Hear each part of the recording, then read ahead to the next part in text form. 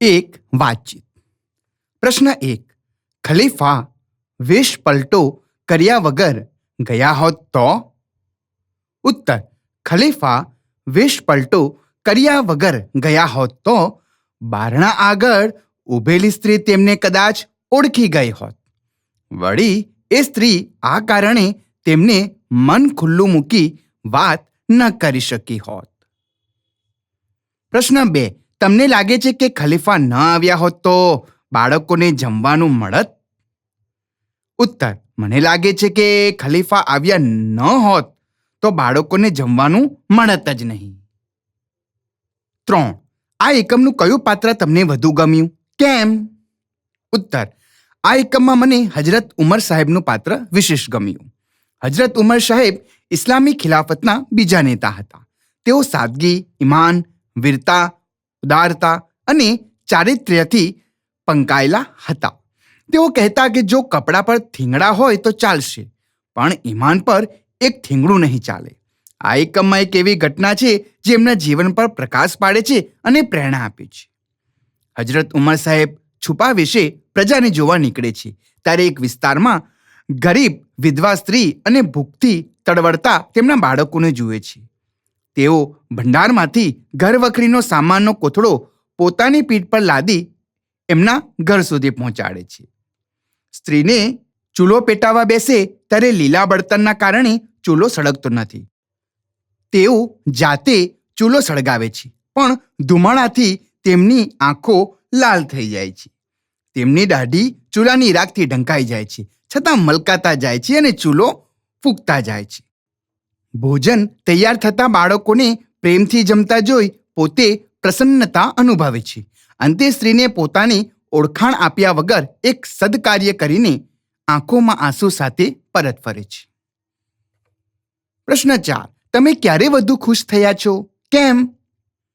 ઉત્તર. મને ફરવા જવાનું સૌથી વધુ ગમે છે, માટે જ્યારે મારા માતા પિતા મને પ્રવાસે કે પર્યટન માટે લઈ જાય ત્યારે હું સૌથી વધુ ખુશ થાઉં છું. આ ઉપરાંત પરીક્ષામાં મારી મહેનત મુજબ સારા ગુણ આવે ત્યારે તો હું સૌથી વધુ ખુશ થાઉં છું. પ્રશ્ન 5. તમારે કોઈની માફી માંગવી પડે એવું ક્યારેય બન્યું છે? ક્યારે? ઉત્તર. હા, એકવાર અમે શેરીમાં ક્રિકેટ રમતા હતા ત્યારે મારો ફટકારેલો બોલ શેરીમાં બેસેલા એક મોટી ઉંમરના દાદીને વાગ્યો હતો. એ બોલ સીધા એમના મોઢા પર વાગ્યો હતો. આ અનાયાસે થયેલ હતું. બોલ વાગતા દાદીના મોઢામાંથી લોહી નીકળતું હતું. આ જોઈ અમે ખૂબ ગભરાયા અને પછી મારા પિતા સાથે અમે એમને દવાખાને લઈ ગયા. મેં એમને માફી માંગી અને એમણે મારા માથા પર હાથ મૂકી મને માફ પણ કર્યો. પ્રશ્ન 6. તમે એવું માનો છો કે પોતાનું કામ જાતે જ કરવું જોઈએ? તમે કયા કયા કામ કરો છો? ઉત્તર. હા, હું માનું છું કે પોતાનું કામ જાતે જ કરવું જોઈએ.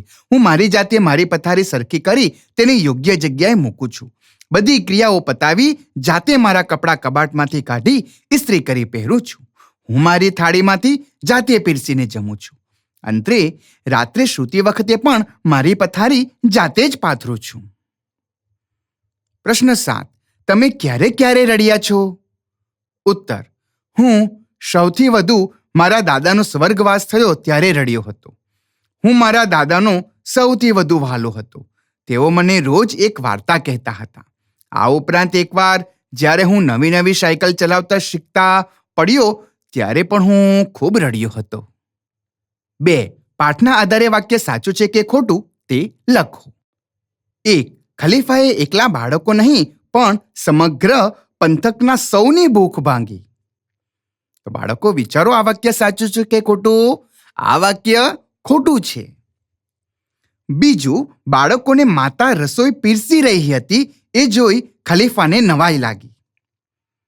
તો આ વાક્ય ખોટું છે.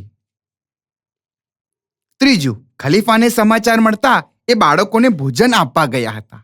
તો વિચારો, આ વાક્ય સાચું છે કે ખોટું? આ વાક્ય ખોટું છે. 4. સ્ત્રીએ ખલીફાને જમવા માટે કહ્યું અને ખલીફાએ બાળકો સાથે બેસીને ભોજન લીધું. તો વિચારો બાળકો, આ વાક્ય સાચું છે કે ખોટું? આ વાક્ય ખોટું છે. 5. બંદાએ વિનંતી કરી કે આપણે ગાડામાં સામાન ન જ લેવો જોઈએ? તો વિચારો બાળકો, આ વાક્ય ખોટું છે, કેમ કે ગાડાની વાત એકમમાં આવી જ નથી. ત્રીજું, ઉદાહરણ મુજબ આપેલા વાક્યને આધારે પ્રશ્ન વાક્ય બનાવો. બાળકો, અહીં એક વાક્ય આપવામાં આવ્યું છે, તો આપણે વાક્યનું સૌપ્રથમ વાંચન કરીએ. એકવાર ખલીફા સાહેબ પોતાના બંદા સાથે રૈયતની સ્થિતિ જોવા નીકળ્યા. રૈયત એટલે કે પ્રજા. ચાલો, તો હવે પ્રથમ આપણે જે પ્રશ્ન વાક્ય બનાવવાનો છે એ કોણથી બનાવવાનું છે કે કોણ? તો આપણે વાક્ય બનાવીએ કે બંદા સાથે રૈયતની સ્થિતિ જોવા કોણ નીકળ્યું? હવે બીજો બનાવવાનો છે આપણે પ્રશ્ન શુંથી. તો વાક્ય બનાવીએ કે ખલીફા સાહેબ પોતાના બંદા સાથે શું જોવા નીકળ્યા? અંતિમ પ્રશ્ન બનાવશું આપણે કોની. ચાલો, તો વાક્ય બનાવીએ ખલીફા સાહેબ કોની સાથે રૈયતની સ્થિતિ જોવા નીકળ્યા. 4. કૌંસમાં આપેલા શબ્દોમાંથી યોગ્ય શબ્દ પસંદ કરી પ્રશ્ન વાક્ય બનાવો. તો બાળકો, અહીં એક વાક્ય આપવામાં આવ્યું છે, એની બાજુમાં કૌંસમાં 3 પ્રશ્નસૂચક શબ્દો આપવામાં આવ્યા છે. તો આપણે એમાંથી યોગ્ય શબ્દ પસંદ કરીને પ્રશ્ન વાક્ય બનાવવાનું છે. તો પહેલું આપણે વાંચન કરીએ. બાળકોને જમવાનું મળતા રાજી રાજી થઈ ગયા. બાળકોને જમવાનું મળતા રાજી રાજી થઈ ગયા. કૌંસમાંના શબ્દો છે કેમ, ક્યારે અને કેવા. તો પ્રશ્ન વાક્ય બનાવીએ કે બાળકો કેમ રાજી રાજી થઈ ગયા? તો જમવાનું મળતા. તો આપણે અહીં પ્રશ્નસૂચક શબ્દ બનશે આપણે કેમ. ક્યારે નહીં આવશે, કેમ કે ક્યારે તો સમય બતાવે છે, અહીં સમયની કોઈ વાત જ નથી. બીજું, ખલીફાએ સ્ત્રીના ઘરે જમવાના સમયે જ પહોંચ્યા. તો બાળકો, અહીં છે જમવાનો સમય. સમય આવે એટલે આપણે ક્યારે. અંગ્રેજીમાં જેવી રીતે વેન આવે છે, તો ગુજરાતીમાં ક્યારે. તો પ્રશ્ન બનાવીશું ખલીફા એ સ્ત્રીના ઘરે ક્યારે પહોંચ્યા? ત્રીજું, ખલીફા જમવાની બધી વસ્તુ એ સ્ત્રીના ઘરે આપી આવ્યા. તો સ્થળ છે એમનું, સ્ત્રીના ઘર એટલે ઘર એ સ્થળ થયું. તો કેમ, ક્યારે અને ક્યાં. તો પ્રશ્ન બનાવીશું ક્યાંથી. ખલીફા જમવાની બધી વસ્તુ ક્યાં આપી આવ્યા? 4. બાળકો જમવા માટે રડતા હતા. ક્યાં, કોણ, શું. તો પ્રશ્ન બનાવીશું કે જમવા માટે કોણ રડતું હતું? 5. ખલીફાએ પોતાની પીઠ પર જ બધી વસ્તુ ઉપાડી લીધી હતી. ક્યાં, કોણ, ક્યારે. તો બાળકો, અહીં પ્રશ્ન બનાવીશું આપણે કોણ. કોણે પોતાની પીઠ પર જ બધી વસ્તુ ઉપાડી લીધી હતી? 6. ખલીફા ફરતા ફરતા લોકોના લત્તામાં આવ્યા. શું, કેમ, ક્યાં. તો પ્રશ્ન વાક્ય બનાવીશું ખલીફા ફરતા ફરતા ક્યાં આવ્યા? 5. નીચે આપેલા શબ્દોનો એ રીતે વાક્યમાં પ્રયોગ કરો કે જેથી તેમનો ભેદ સ્પષ્ટ થાય. તો પ્રથમ છે જમ્પ અને જપ. તો જમ્પ કોને કહેવાય અને જપ કોને કહેવાય? તો વાક્ય બનાવીએ જ્યારે પોતાનું મનગમતું રમકડું મળ્યું ત્યારે જ મારો ભાઈ જંપ્યો. અને જપ, મારા દાદા રોજ હનુમાન ચાલીસાનો જપ કરે છે. બીજું, વંશ, વશ. મારા દાદાજીના વંશજો દાનવીર હતા. વશ, જાદુગરો એમના દર્શકોને વશ કરી જાદુ બતાવે છે. ત્રીજું, ખંત અને ખત. ખંત, ખેડૂતો પાક ઉગાડવા ખંતથી મહેનત કરે છે.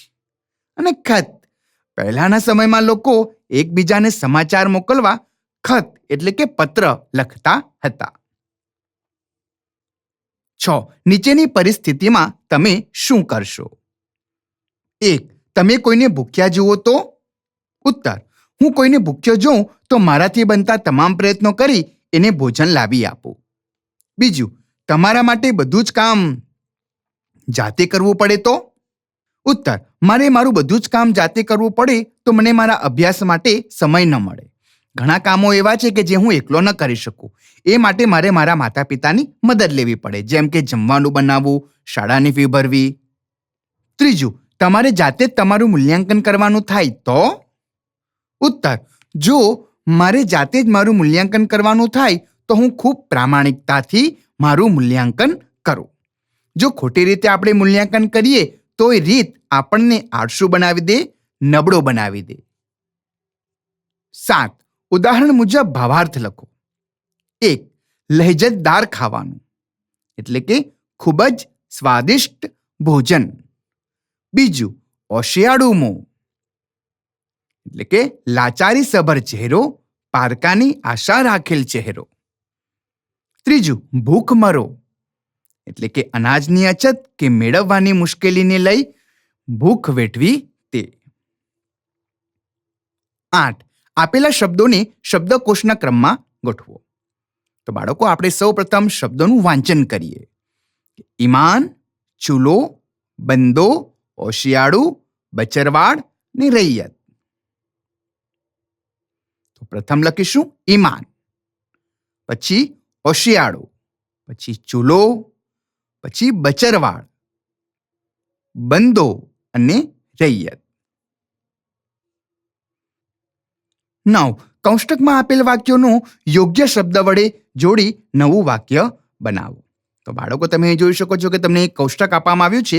એમાં અ વિભાગ છે અને બ વિભાગ છે અને છેલ્લે સંયોજક છે. તો તમારે આ અ અને બ વિભાગને સંયોજકની મદદથી જોડવાના છે.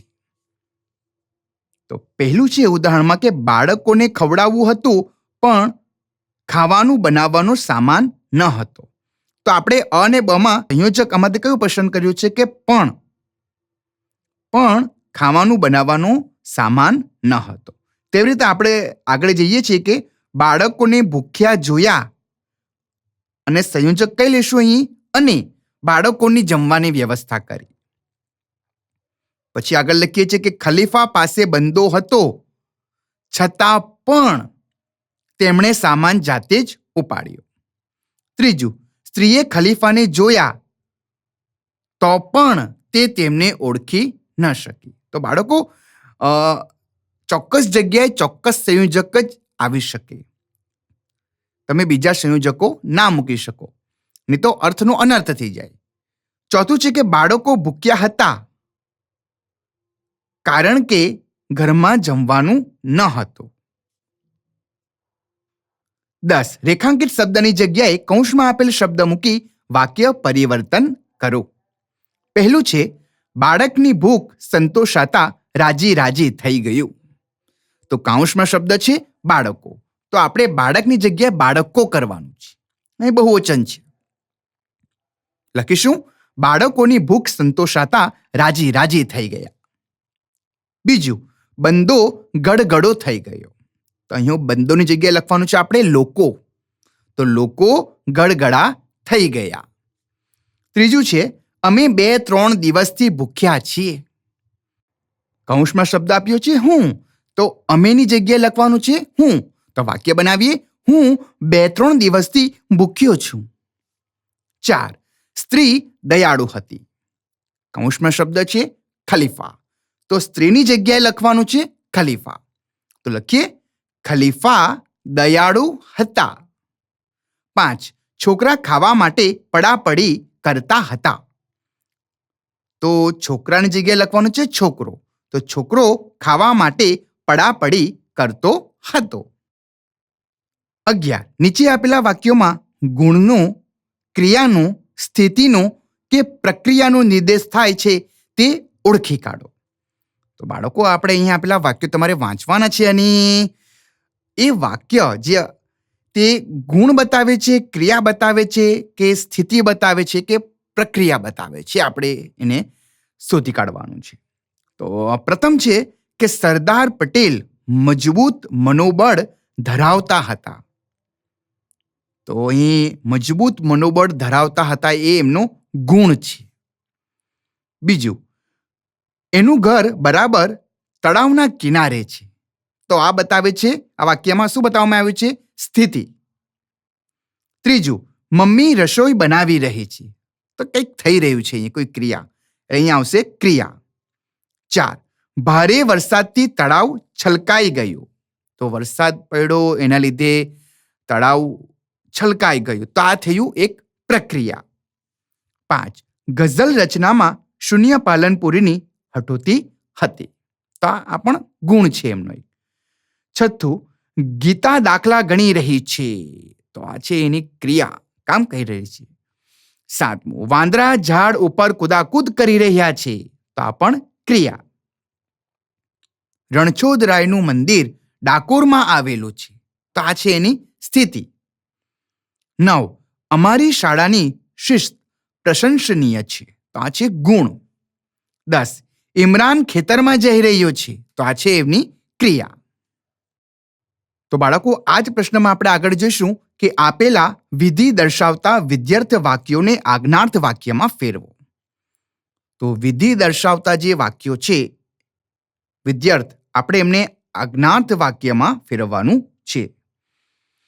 પ્રથમ છે, આપણે ઘરને સ્વચ્છ રાખવું જોઈએ. તો આજ્ઞાર્થમાં બનાવીશું, આપણે ઘરને સ્વચ્છ રાખીએ.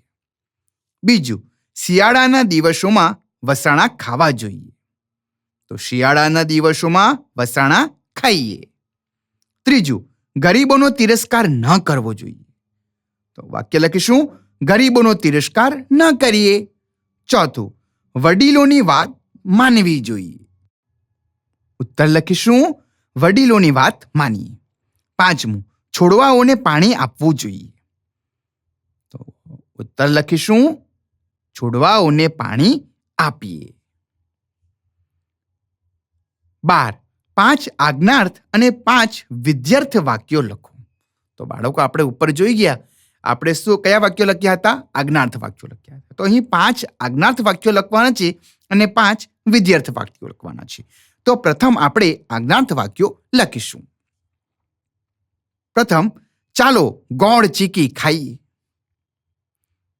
બીજું, રમેશ રોજ કસરત કરજે. ત્રીજું, ચાલો શાળાએ જઈએ. 4, તારો સામાન સાચવી રાખજે. 5, પંખીઓને ખલેલ ન પહોંચાડ. હવે વિધ્યર્થ વાક્યો જોઈએ. 1, આપણે સમતોલ આહાર લેવો જોઈએ. બીજું, આપણે નિયમિત શાળાએ જવું જોઈએ. ત્રીજું, હંમેશા માતા પિતાની વાત માનવી જોઈએ. ચોથું, રાત્રે વહેલા સૂઈ જવું જોઈએ. 5મું, હંમેશા ગૃહ કાર્ય કરીને જ શાળાએ જવું જોઈએ. 13, ઉદાહરણ મુજબ વાક્યોમાં શરત ઉમેરીને શરતી વાક્યો બનાવો. 1, જો એ મળશે તો હું તેને મારા નવા કપડાં બતાવીશ.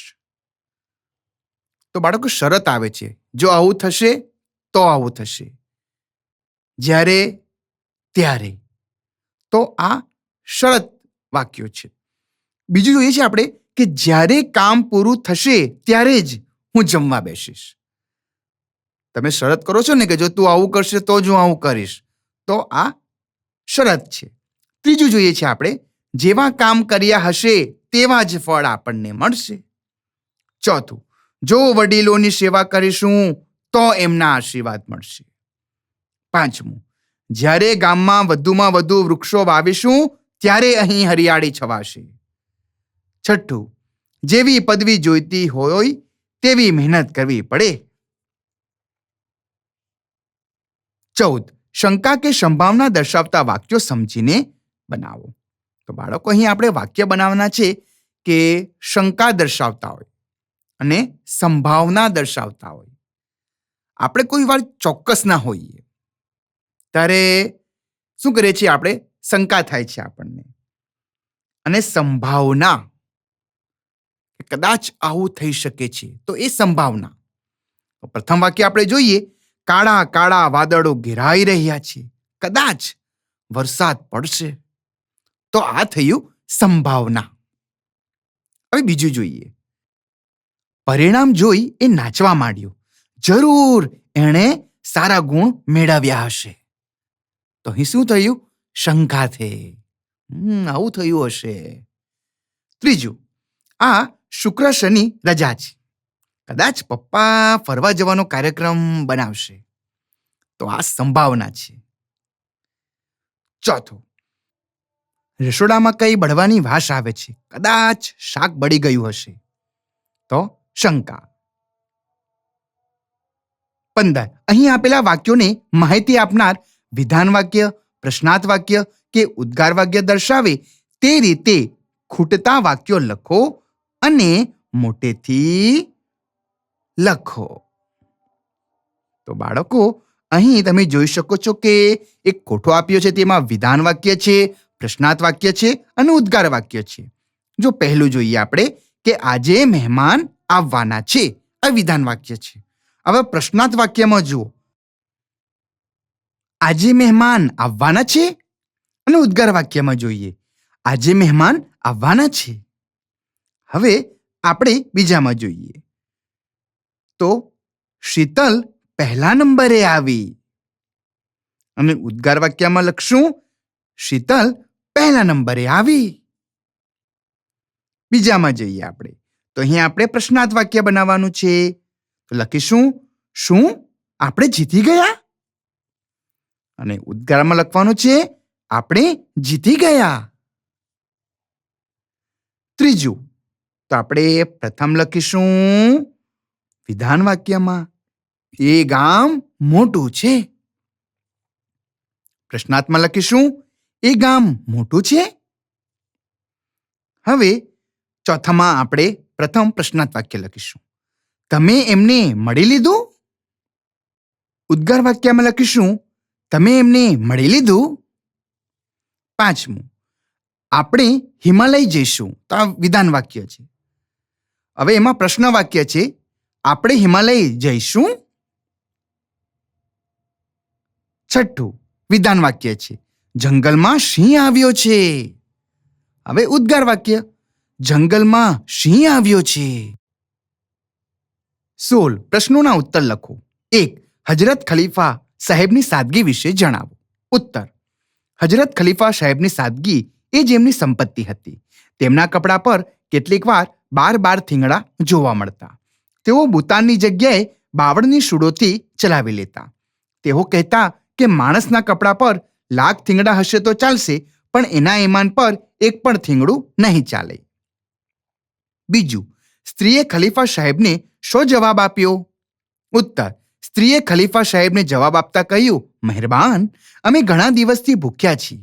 હું તો ગમે તેમ કરીને ચલાવી લઉં, પણ આ બાળકો કંઈ સમજે છે? એ તો ભૂખ્યા થાય એટલે રડે જ.